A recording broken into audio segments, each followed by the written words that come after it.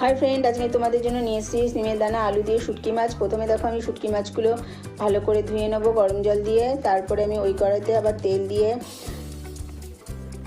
আলু আর সিমের দানাগুলো ভালো করে ভেজে নেব। ভাজার পর আমি ওই তেলে আবার শুটকি মাছটাও ভেজে নেব।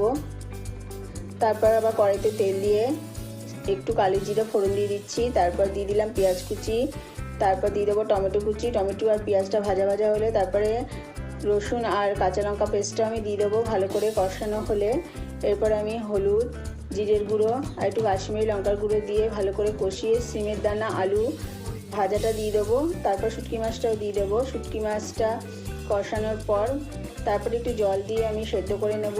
আলু আর সিমের দানাগুলো ভালো করে সেদ্ধ হয়ে আসলে ওপর থেকে আমি ধনেপাতা কুচি ছড়িয়ে দেবো। দেখো আমার রেডি শুটকি মাছ সিমের দানা দিয়ে। তো তোমাদের সাথে দেখা হবে আবার পরের ব্লগ।